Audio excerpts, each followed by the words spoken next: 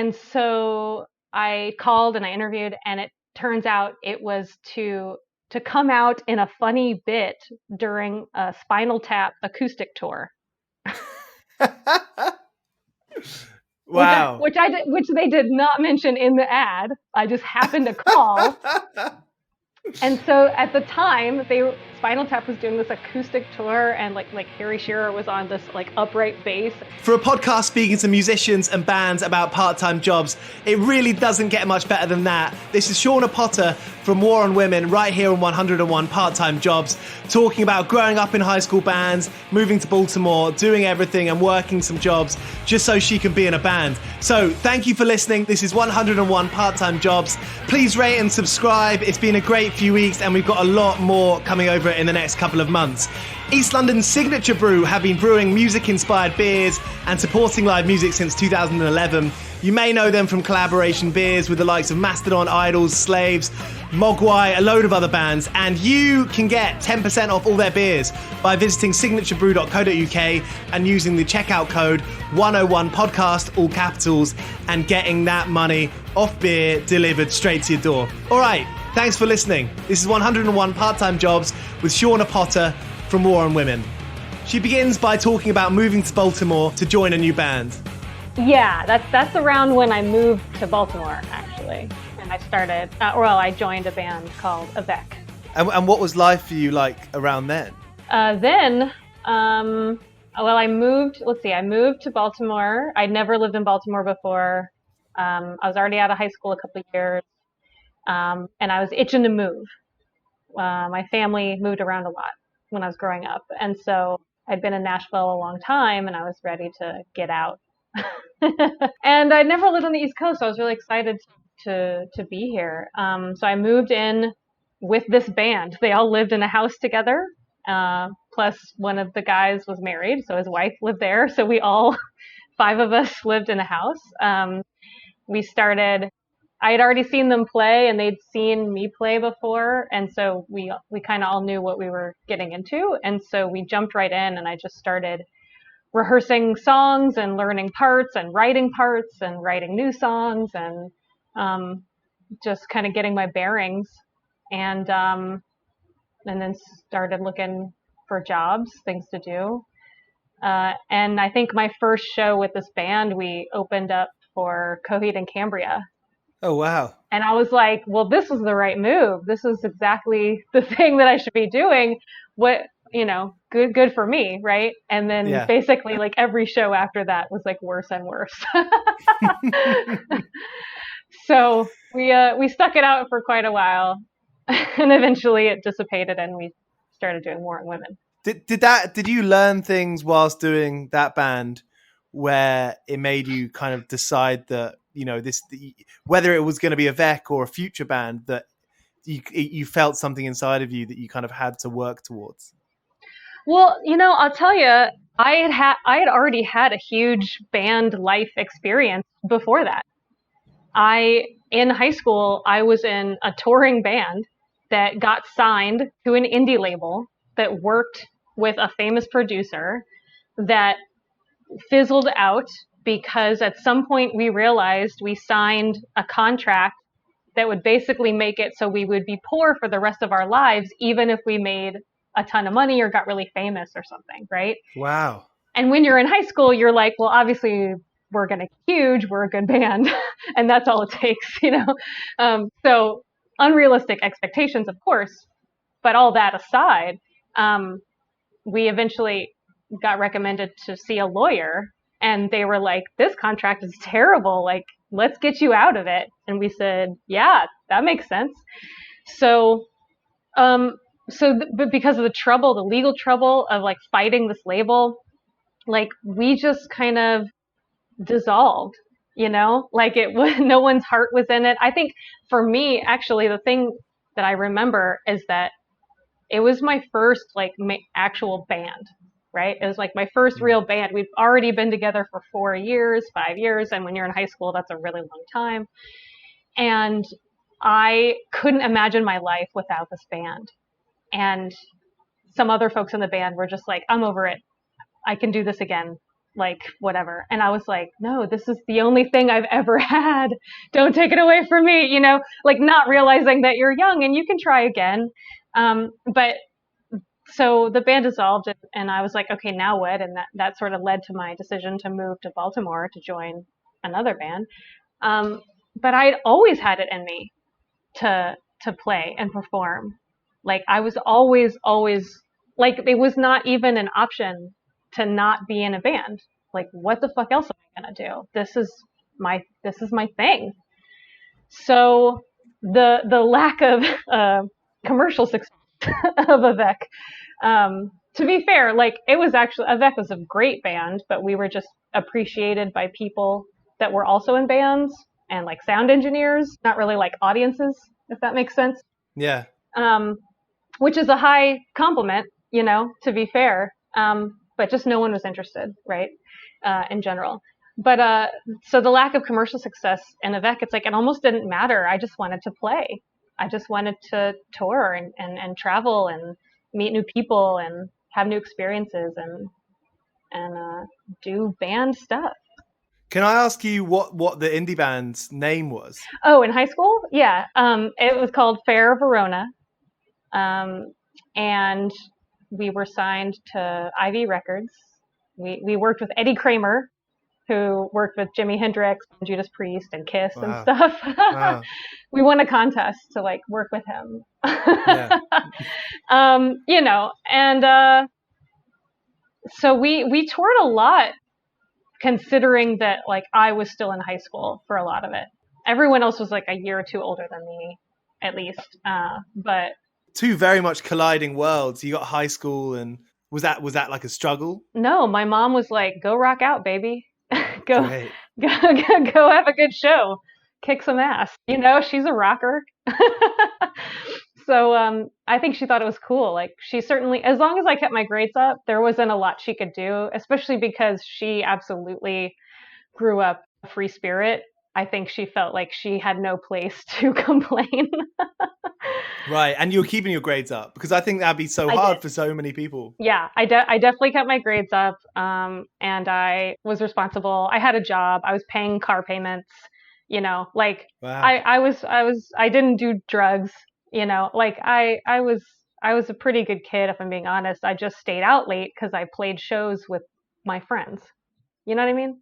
Yeah, totally. I think it's so damaging that there is this kind of, especially when you're younger, you talk about, not partying or the drugs thing. I think there is this total, like this common misconception, especially as the fact that like, and it's come up on this podcast so many times, that you're going to get paid in beers quite a lot at the start. I don't remember that. Well, I suppose America's a lot different, I suppose, with the 21 thing. Yes. Yeah. They're obviously, it's pretty strict over here, unless you find the club that isn't, but most places are very strict. And so no, there's no payment in beer. Obviously there's a ton of like all ages DIY spots, but I would always make sure when we were playing an over 21 spot that I, forgot my ID or accidentally or borrowed someone's ID that kind of looked like me, and made sure not to drink anything, and like, didn't put too much attention on myself. Right. I remember I turned 16 at a show, and this place was called Victor Victoria's in Nashville, Tennessee. And I think it was definitely a bar, maybe sometimes a gay club, maybe sometimes a burlesque kind of thing. I don't really remember, but I know it was definitely very adult. And my drummer, bless his heart, right? He was like, "Hey, tonight Shawna's turning 16. Let's all sing happy birthday." And the club was like, "What the fuck? Why are you here? Why would you advertise that?" Like, they were even like, "Look, we're not even mad that you snuck in here and played without telling us you were underage, but the fact that you said it on a microphone is really what could get us in trouble." And I was like, excellent. "Oh, I'm so sorry." And I had to like leave right after we played, and I didn't help load out or anything. And I was like, "Happy birthday to me," whatever. So what were you doing around then? What was paying the car payments? My first job and my only job for what seemed like a long time is I worked at Joann's, etc., which is a craft store here in the States. And it's when it's just Joann's, it's called Joann's Fabrics, and it's just fabric and sewing things and notions, stuff like that. But when it's a Joann's, etc., it's like a big, massive craft store, like Michael's craft store, where they have framing and they have floral arrangements and just kind of anything that you might want. And so I started on just the cashier line, you know, and I technically started working there before I was 16, and you're not allowed to work here or where I was at the time before you're 16, but they fudged the numbers so that I could start work like a week early because I was just like because I always think what I remember is that they were so impressed with me that they really had to have me, but maybe they were just like, can you push buttons on a register? We need someone. Yeah. So I was at least that competent, and then I quickly moved to customer service. I was really good with people and money. And then as soon as I could, I moved to the framing department to do custom framework. Cool. And that was definitely, I'm seeing a theme here that I hadn't really thought about a lot before, but I was not old enough to work with the framing stuff because you're working with big blades and you're cutting glass and, you know, stuff that could be hazardous. And it's a policy at Joann's. You can't work in the framing department until you're 18. And I started when I was 17. So again, just kind of everyone was like, let's just not talk about it and it'll be fine. And you know, I was never the cause of any big accidents or anything. So I think their faith in me was yeah, I think it was warranted. But I loved it. I loved framing. I loved figuring out different matte colors and like talking to people about what they want. And so it's like sort of creative, but also really like that feeling of working with your hands, whatever the word for that is. Yeah. And I think sometimes, like in music, it's like you don't really get that feeling. Like it's creative, and yes, you're using your hands to play guitar, but it's not like, oh, this tangible finished product at the end. Right. And so I really enjoyed the marriage of those two things to create something that could be really beautiful or really ugly, depending on what the customer wanted, you know? I wonder if that's something that people that play in bands and generally creative people, you know, like you said, you got that feeling early on where you just had to do this band kind of became everything for you. I wonder if like having that tangible thing at the end, you know, it being a record, is such a big part of that, you know, because it is history, isn't it? Yes, it's a document for sure. Right. Yeah, and it's rare, you know, you can play a million shows, but if you have a normal life and a job and stuff, like you only get one record every year or two. If you're lucky, you know, and so there's not that many, so they definitely gain more importance in a way, at least for me. And it's so poignant. I mean, just getting a little bit deeper because, you know, you recorded it on that one day. If you recorded it any other day, it would sound different maybe. Yeah, that's something you can't really think about too much. You can go down an OCD route. Absolutely. Yeah, you already are in a way, just by nature of recording. So there's no reason to stress ourselves out over, but what if, you know? Yeah. Have you been pretty good at not stressing out over the years? I think so. I mean, in the studio?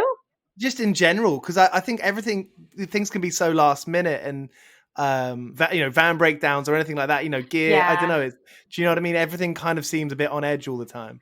Well, I think band dynamics or group dynamics in general are really fascinating. And I find myself I tend to fill the role of whatever is missing. So if everyone's kind of mad or freaking out, it's kind of easier for me to be like, okay, well, here's what we're going to do, you know? But once someone is like, okay, here's what we're going to do, I'm like, all right, go ahead. And I try not to like be another cook in the kitchen. I think that it's never really helpful, especially because I've worked with enough men in bands too. I feel like, oh, you need this more than I do in this moment.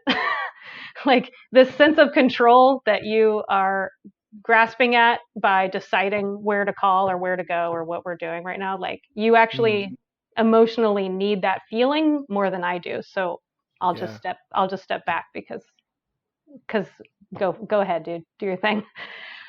But like, so that's kind of interesting to like balance that and to, I don't know, to think about that from a feminist perspective too, and just realize, sometimes you are just individuals dealing with something. And, like sometimes it's worth being like, hey, what the fuck? Let me take care of this. This is my job. But it's like, if it's not my job, then like, there's no reason for me to not just step back for a second, I don't know. It's complicated.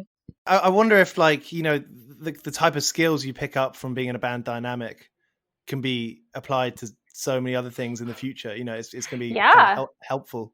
I mean, it's the reason to learn healthy communication skills. It's the reason to learn active listening. It's a reason to work on yourself so you can bring your best self to the table.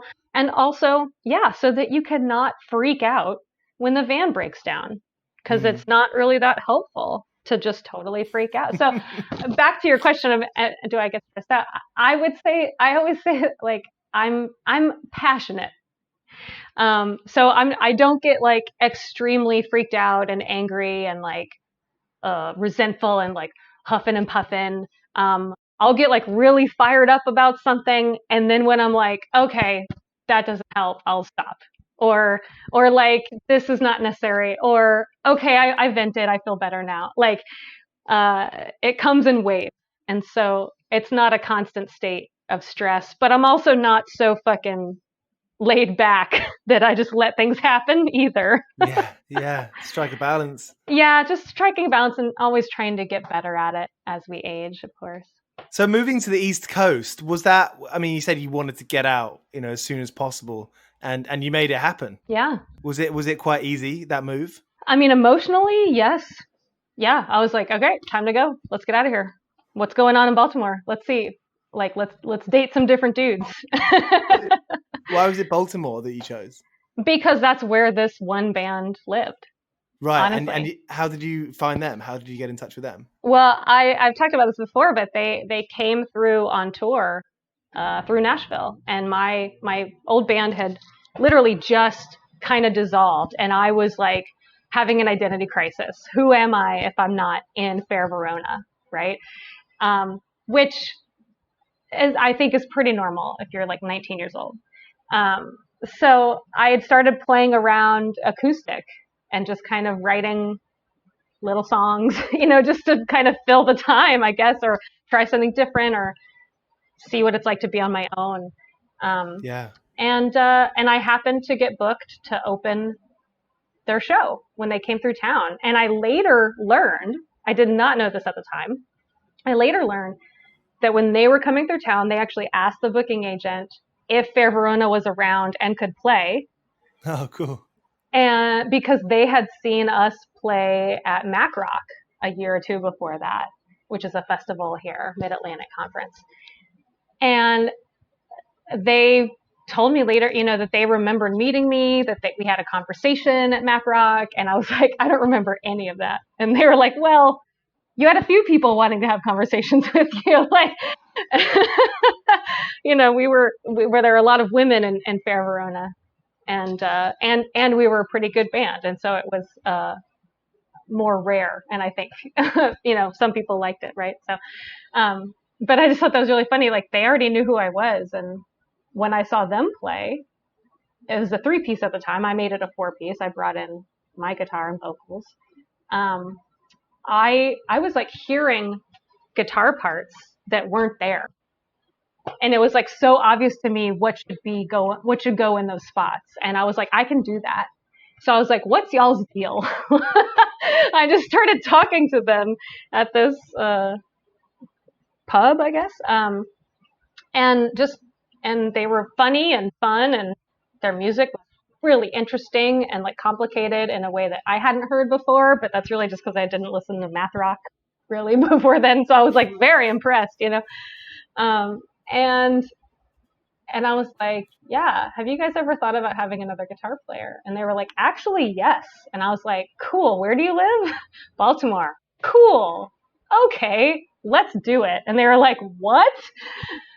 And they talked about it in the van on the way to the next show, and they were kind of like, fuck it, too. And so I was like, yeah, fuck it, let's do it. So I moved to Baltimore. That's so cool. And you adapted there quite quickly. Yeah, well, because I grew up learning how to adapt. Because I moved around so much, it was very easy for me to just be like, okay, well, I'm here now. Let's do this. It doesn't mean I didn't get, sad sometimes, or that it was hard at first to like make friends and find your scene. It just means I'd done it before, and so I knew it was never going to be devastating, right? Or like permanent. And it was worth it to me to be somewhere new. Never living on the East Coast before. I was super into it, and I'm still here actually. So it's the longest I've ever lived anywhere, like times 5, and it's I still love it. And you knew when Avec was kind of like stopping, I suppose. Did you stop because you were like, this isn't going anywhere, or what was the feeling there? No, it's because, again, other members were like, you know what, I got to try something else in my life. This isn't going anywhere. I'm gonna get my degree, or I'm gonna get married and move in with my wife, or And so I was like, I will do this until I die, even though that's probably a bad idea. I will never leave this band if it means I can play in front of people. Now, I don't know if I'd say the same thing again today, right? But I was in my early or mid 20s. Yeah, I'd say mid 20s, late 20s. And I was still like, yep, I'm willing to work for minimum wage as long as I can if it means I can go on tour. And not everyone is. And they shouldn't feel that way. Like it's not reasonable. I do it because I feel compelled. But the thing is, Brooks Harlan, who's also in War on Women, he was in Avec, and he was the other singer and the other guitar player. And he was the only other person in the band that was like, I don't want to stop either. And so we just kind of looked at each other and we're like, what should we do? Well, let's start something new. And that's how War on Women came to be. And those minimum wage jobs, I mean, did you find yourself being okay with it? Did it balance out the facts that you were playing music and doing what you wanted to do the rest of the time? I mean, when there was the freedom to leave town, yes. But when I got another like corporate minimum wage job, so I had when I moved to Baltimore, I was like, well, the last skill set I had was custom framing, so I'll get a custom framing job, So that was working, in a very small independent shop. And I think in general, Avec early on wasn't leaving town a lot. We weren't touring all the time. And so I think it was manageable. I could come and go as necessary as long as I made up for it and the work got out on time. Right? That makes sense. I ended up not caring for the owner. She was a bigot, and she had no experience in custom framing.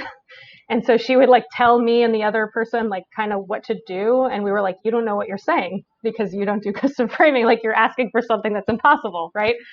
And so I was like, maybe I should leave. So my next job, purposefully, I sought it out because it was a little more freeing as far as the schedule goes. And so I became a corporate event DJ. Oh, wow. At like 24, like 23, 24, like I was too young to be doing, 50th anniversary parties and things like that. Like I should not have been allowed in these places. I basically did everything but weddings. And I actually assisted the DJ at a lot of weddings. I just wasn't the sole DJ, like responsible for too big of an event, right? But I'd be the helper for the day. So I DJ'd a lot of events, just playing radio hits, and that was like really fun and interesting work. Like, I'd have to put these giant PA speakers on the stand all by myself. I'm pretty small.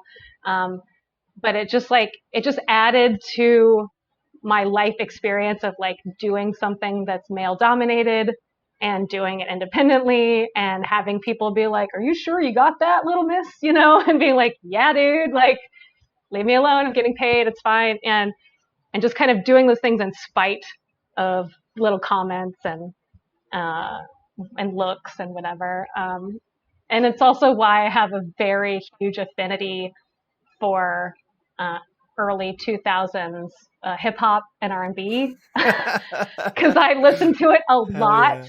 Like anything around Missy Elliott era, I'm like so about it because I heard it all the time and I was just, hell yeah, this song rules.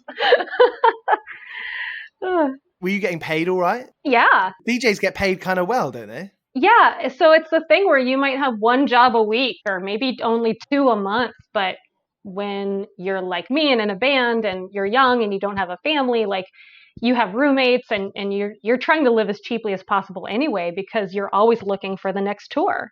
Right. And so a couple gigs a month was enough, especially then if I could maybe pick up a shift at a frame shop or do something, random on Craigslist, clean someone's house for a day. I definitely picked up some random stuff on Craigslist.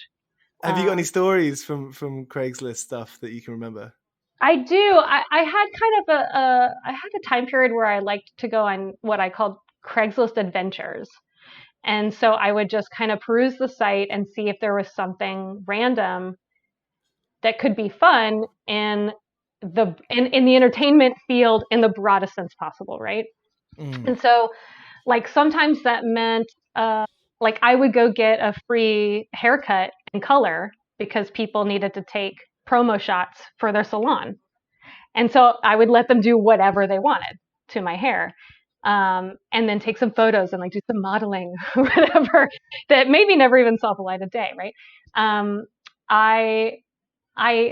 There was one gig that was like, we need someone, a modern dancer to dance at this event at what's called the Lyric House here in Baltimore. It's just like a nice performance hall, I guess. And I was like, well, I'm an okay dancer. Like, they're not saying they need like the highest caliber. They're not offering a ton of money. They know that they're going to get an amateur that just looks comfortable, basically, right? And I was like, well, I can do that. And so I called and I interviewed, and it turns out it was to come out in a funny bit during a Spinal Tap acoustic tour. Wow. Which they did not mention in the ad. I just happened to call. And so at the time, Spinal Tap was doing this acoustic tour, and like Harry Shearer was on this like upright bass, and so there was this part where they were going to do the song Big Bottom, and acoustic, you can't do it like the real version. They did it in kind of this like, hey, jazz, hey, snap your fingers, hey, kind of version. And so I just did like some Bob Fosse kind of pops and moves and stuff, and was wearing all black and a ponytail. And I just came out in the middle of the song and did some little moves and gestures, and then to the song Big Bottom. and then I left. And so I'm there all night to do this one thing in the middle of their show that lasts about a minute, and got paid like $100 or something. And I was like, hell yeah. And took a picture with them, and they were like, hey, that was really good. Do you want to come to the DC show tomorrow and do the same thing? And I was like, yes, I do. And so I got to do it again. No fucking way. No, that's it was insane. Yeah. So I just really liked doing things like that. And then I think it got harder and harder to not know if I was going to be sex trafficked, So I just I mean, we don't really have. We've got Gumtree here, and I'm pretty sure there is actually a Craigslist in the UK, but like not to the extent of. I just watched a horror movie the other day. I forget what it was called, but it's about a woman who's an amateur documentary maker who finds on Craigslist something similar to what you're talking about, like Craigslist adventure. And she goes to a person who's like a murderer's house. And she's like, okay, well, you know, this might be her. This would be a cool documentary about a real life murderer. But it's not like, I feel like that's something that shit that you hear about all the time. And there's loads of kinks, right, on Craigslist. Yeah, that I probably shouldn't speak about publicly, but Okay. I have some experience in knowing about that, and I'll say that. Right. I mean, people sell their underwear online, don't they? I heard about that a few years ago. I would fucking love to. God damn. If someone I have joked about this in the van, like, should we sell Warren women used underwear? And everyone's like, no.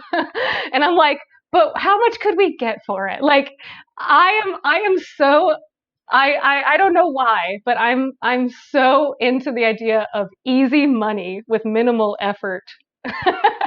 Even if it's like kink adjacent, I'm just like, what do I care? You know, like whatever. So yeah, I guess, but you can't, like, how weird would that be that it comes out that we do that or something? I don't know. I don't know if that's helpful for a band or not, which is why I actually had to be talked out of it once in the van. So I mean, it's a funny thing. I mean, I'm kind of opening up Pandora's box here, but isn't there like power in that?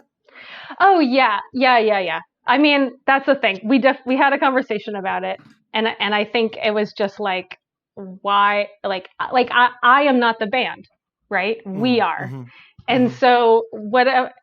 We aren't necessarily always representing everyone's individual nuanced takes on things, right? We have to sort of come together and decide, again, group dynamics, as a band, what the united front is. But like, we still all have our own experiences and opinions and takes on things. And so it was just one of those things where it's like, I was just way outvoted. And like, it's not like, what are we going to do? Have it at the merch table? You know, like, and to be fair, this was probably like 7 years ago or something that I had this conversation.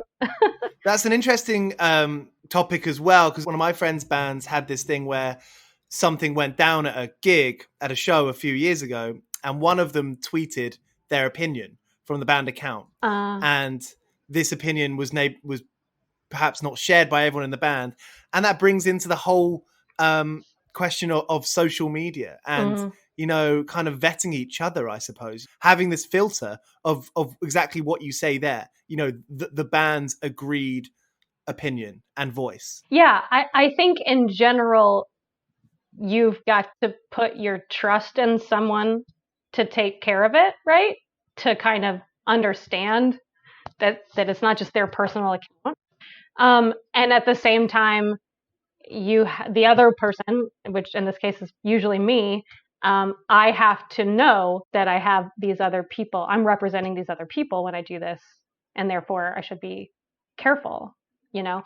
And there have absolutely been a couple times where I tweet something or I share something on Instagram, and someone in the band is like, "This is not okay with me." And like, for very specific reasons to the post, you know, that like, for whatever reason, and they're just, and they tell me why, and I'm just like, you know what, you're totally right. Like, it's not worth leaving it up there, you know, if someone's bothered. So when you reshare, you retweet something, right? That takes a second, like literally a second. Yeah. But the message that you're sharing lasts a lot longer than that. You know, you're advertising something. You might, and we could all be forgiven for sharing something that we maybe didn't read as much as we should have done, or maybe considered it from another point of view. Yeah. I think everyone deserves a little leniency. But I also think that, you know, I'm really grateful for sort of coming up, I mean, like, growing with Facebook in a way before having to join Twitter for a band or anything, and kind of coming to like, realizing how fruitless it is to post everything you're thinking, or how fruitless it is to argue with people all the time on everything as if it's a real conversation in real life. And so there are so many times where I start to write a tweet and then I'm like, I don't need to say this. I don't need to say this. Like it's not worth the potential blowback because maybe I can't get out what I mean in a nuanced way and so many characters, which is like duh. Like no one can. Of course, yeah. But still, like it's not worth confusing our message. It's not worth pissing people off. It's not worth like it's not worth being said because I'm not actually having conversation with someone that can see my face and understand my intent and and challenge me if they don't understand what I'm saying, you know. So yeah, I learned early-ish, probably not early enough, to just like, nope. If you have any doubts at all about posting something, that means you just shouldn't. It's not worth it. Did you have any trouble finding your voice? When I was playing in my band a few years ago, I found it really hard to discover my quote unquote online voice, you know? Yeah, I think that's interesting. Because I would be halfway writing through something and be like, "Ooh, but what if my ex-girlfriend sees it?" Or "Ooh, what if my," you know? And I know it's such dumb shit, right? But it fucks with your head. Yeah, but okay, so War on Women did not start out as just above tiny as we are. Whatever's above tiny, small, we're small. We're not big, we're small. Okay. Like, so we didn't even start out small. We start out microscopic. We start out just a local band practicing only, not playing shows, right? And so one, our audience is tiny. And we had a space to figure that out a little bit, right? Before anyone bothered to look at it. Also, we have a purpose. Like War on Women, it's a thesis statement, right? It's a mission to talk about the fact that there is a war on women. There is an organized effort to oppress women globally, but we live in the US, so we concentrate on that, you know, because that's what we know. But that it exists and that we're pissed about it and we want to tell people about it. And so that makes it a lot easier to share resources, to share articles that talk about the issues that are going on that affect us, to share, and then of course you're always sharing your videos or your songs or buy this merch here or whatever. But our thing is that we're fucking pissed, and maybe you would be too if you knew about this thing, and we're just going to tell you about it and feel how you want to feel, or like, hey, we're with you. If you're pissed about this other thing that we don't know about, it still sucks and we're with you. We have your back, you know? So I think having that direction is good, basically. And I mean, was that something that you talked about in your first band practices? I mean, when did that thesis come out? Well, when Brooks and I started the band, we knew what we were doing. We knew what we were doing. We knew, like, we came up with a band name. We came up with what it was about. We knew it. We wanted it to be heavier than Avec, and kind of harken back to what he and I both grew up on, which is like Metallica and Bikini Kill, right? So just like combining heavy style with angst and attitude, you know? And so anyone that we were like, okay, let's get a drummer, let's get a bass player. We were talking to people, hey, we're doing this thing. It's called War on Women. Like, for the most part, we could just say the band name and people would go, yeah, no, I'm good. or yeah, that sounds cool. You know, that worked well. It works for you because it's like, well, we don't want to play for you then. Great. You've done our job. You've done our vetting process for us. Oh, they did us a favor. You better believe. Yeah. but you know, like, even like the guys that we first got in the band, like they were not and did not have to be like the best, most learned feminists that ever existed. Cause I'm certainly not. I'm just out here doing my best. Right. But as long as they were willing to let me use my voice, right? As long as they had my back and what we were putting out there, then to me, they were doing the job of being a male ally, you know, like they were doing the best. And you know, so I would talk to them sometimes about what a song was about, just so that they wouldn't feel like uncomfortable almost, like they couldn't talk to me about something. Yeah. I would explain some songs and you know, and like sometimes Rusty, our first bass player, I'd be like, so this song is about abortion rights. He's like, yeah, I got that. You know, like he was like, whatever, dude, do your thing. I don't care. This is awesome. Yeah. You know, Yeah. It was a bit of a conversation, but I think at first, as we were slowly growing the band, I was the only woman in the band for a little while we were building members. And so it was like my voice was the only point of reference. And then once we sort of kept adding people, or maybe someone would have to quit and someone would join, like it became more of a band every time something like that happened. Every time someone came along for the ride, joined the team, it became more of a group thing. And I felt more of a responsibility to everyone, like Yeah. to everyone's voice and Yeah. safety and all kinds of stuff. There's quite a few nuances that come with that. You being the voice. Did that come naturally to you? Being the voice? Being the voice, being the face. Yeah, I'm an only child, so I was like, yep, sounds good. There, I mean, I don't know that I've done a couple projects where I'm the backup singer, or I play bass in a band, or I did a Baltimore Afrobeat. It's called the Baltimore Afrobeat Society, where we covered Fela Kuti songs, and I was one of like the 5 singers doing backup. Just like I've done fun stuff over the years, random little things, but anything that was gonna be mine, I'm gonna be singing. Yeah, Otherwise it's not right. mine. It doesn't feel like mine. Yeah. And I just had, especially at the time, starting War on Women, I had too much to say to consider joining someone else's band. Yeah, I mean, and I find that such an interesting topic, speaking to people in bands, because the guitarist probably, the non-singing guitarist probably has an idea, where they want to be the front of the band, and acknowledge that and grasping that. But it's a reality, right? Isn't it? Yeah, I mean, I guess I think you get a group of people together. Every group is going to be different because all the individuals are different. There's countless ways to be in a band. I don't think there's any right way. And so as long as everybody knows what's going on and it works for you, I mean, it's like relationships. As long as everyone knows what's going on and it's cool, then it's cool. I'd say like as the years have gone on as a band, we've tried to get even better at healthy communication and working on ourselves. Like I've been to therapy the last few years and trying to improve myself and my relationships.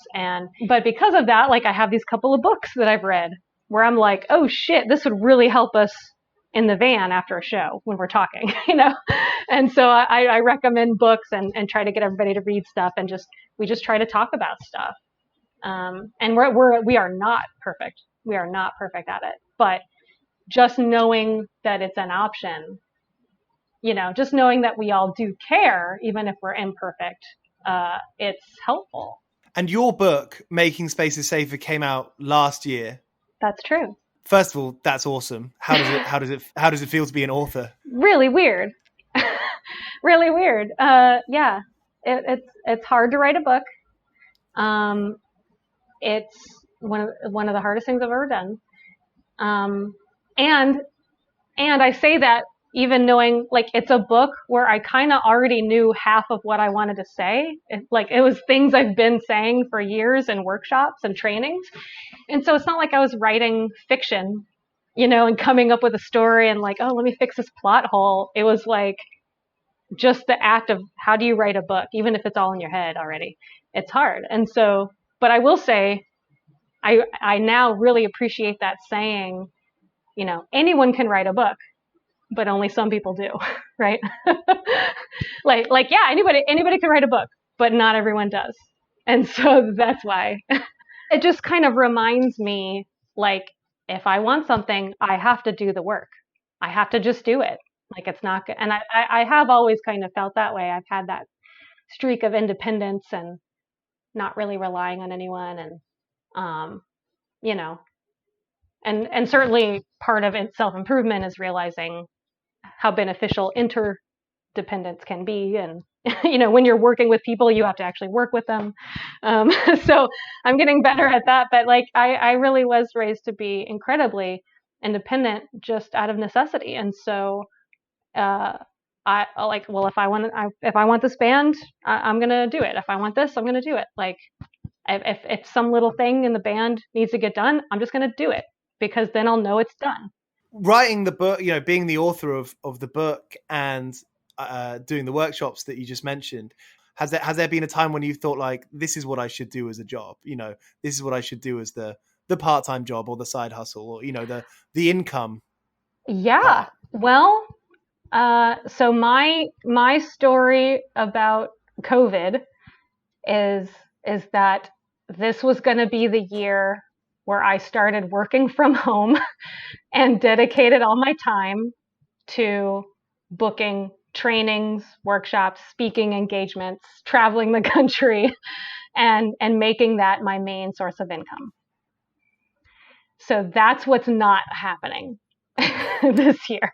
I'm so sorry. I'm so sorry. No, it is seriously not a big deal in the grand scheme of things. I know how lucky I am.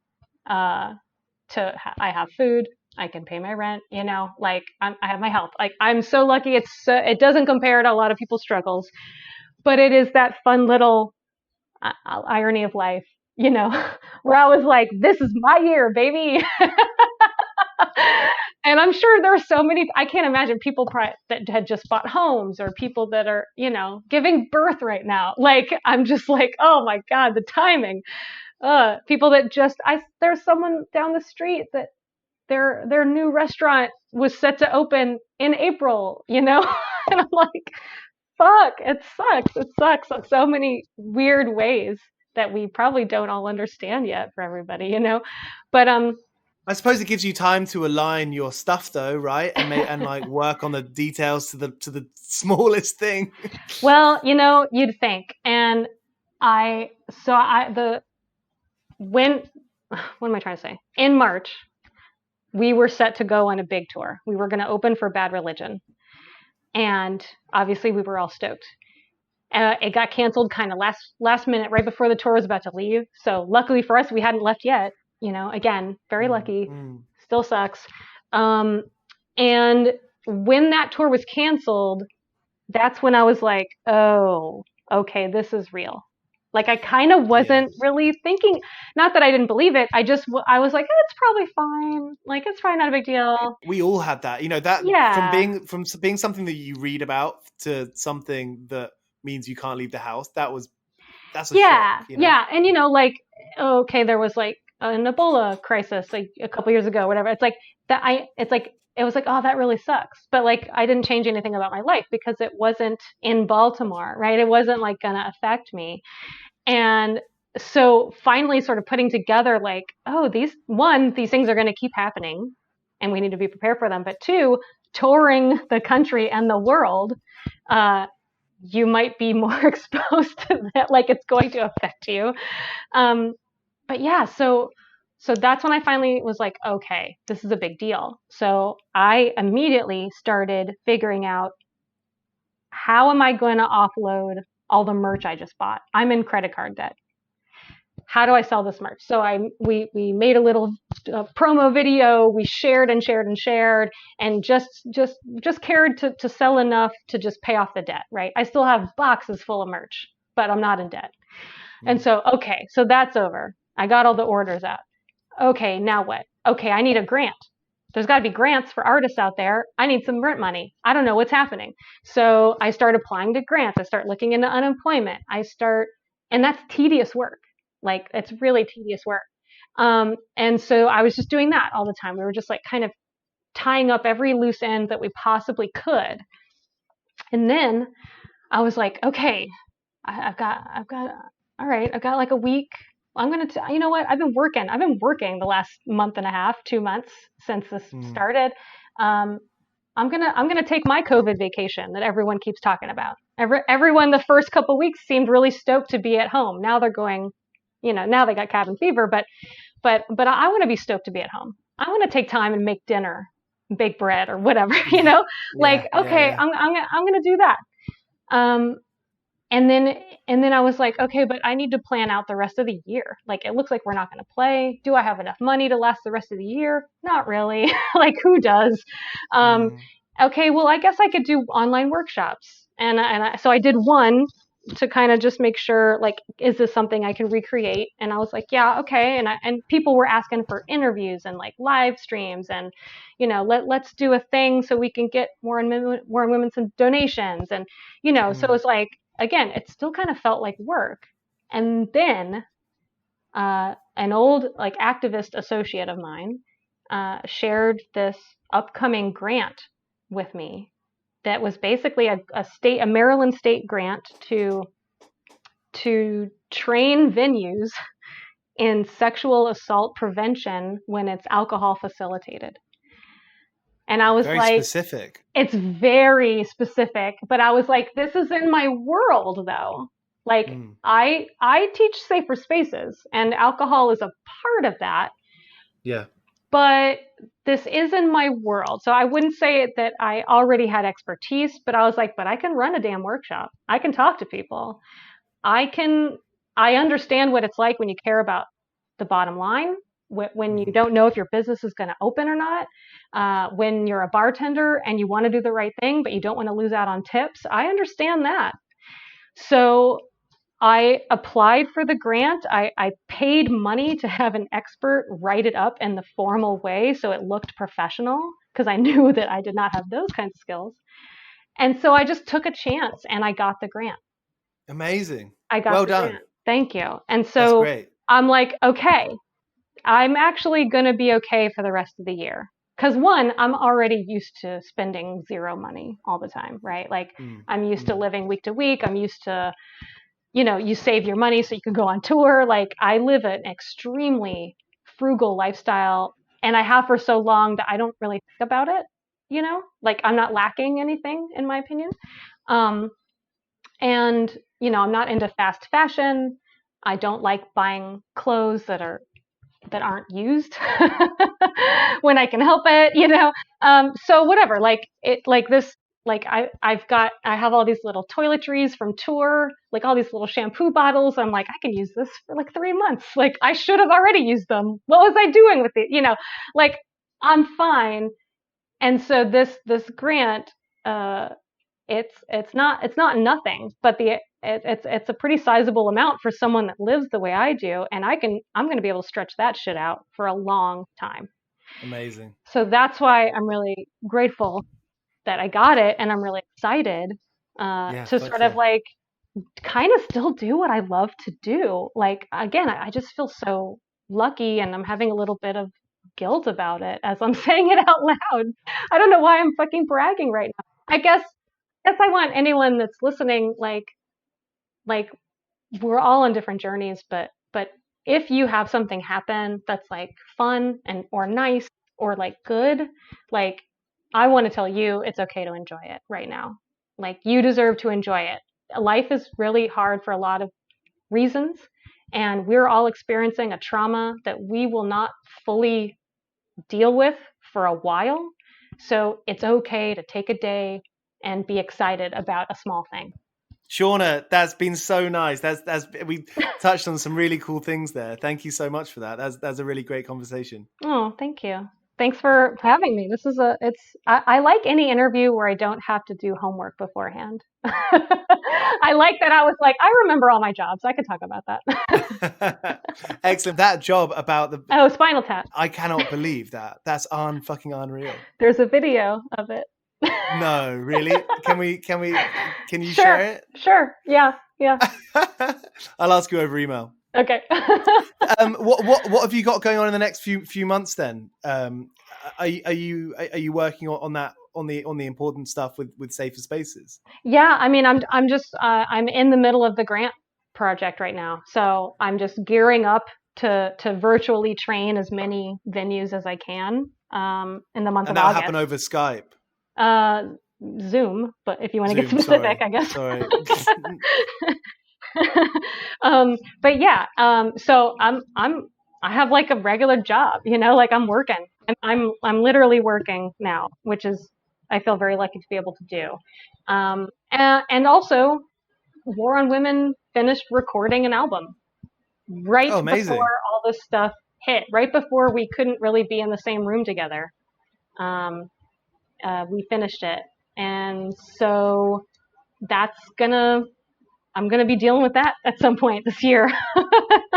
Has this given you time to sort of sit on it and maybe not listen to it for a few weeks and try and come back with fresh ears? There's always time for that. You have to make time for that every time. Yeah, that always has to be part of the process. Otherwise, you're gonna hate it no matter what. But yeah, and like, to be fair, I'm just the singer. No, so I don't, like, I have the things to say when it comes to mixing and mastering and all the pre and post stuff.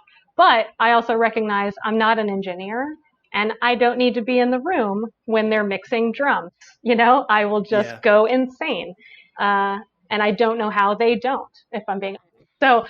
So I sort of just come back in once the songs sort of take shape and make more global suggestions, or those tiny little suggestions where no one but the singer would know, right?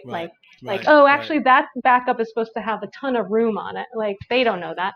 But in my head, that's how I always heard it. Things like that. Yeah. So yeah, I never get to hate it too much, but I would say the engineer might, and Brooks, our guitar player, who does a lot of the tracking and mixing, he definitely gets to that point where he can't stand it anymore. And that's usually when it's time to go to mastering, so he can let go of it for a little bit. Brilliant. Well, I can't wait to hear it. I can't wait for everyone to hear it. I can't wait to share it. Me too. We're really stoked about it. We're really proud of it. And I'm actually just kind of waiting to hear from Bridge 9 Records what release date might be. We have agreed to go ahead and not sit on it for no reason. We've agreed to go ahead and put it out, even though we can't tour, because we just think it's important and we want to get it out there. Yeah. So cross your fingers. Brilliant. It happens before the election. Yeah. Excellent. Thank you so much, Shawna. Thank you so much for having me. I really appreciate it. I've been working all day for me mate on the side, running around like a blue-ass fly. I've been working all day for me mate. Every bleeding minute I've been on the go, up and down the ladder like a fiddler's elbow. I've been working all day for me mate. This is a Mighty Moon Media podcast.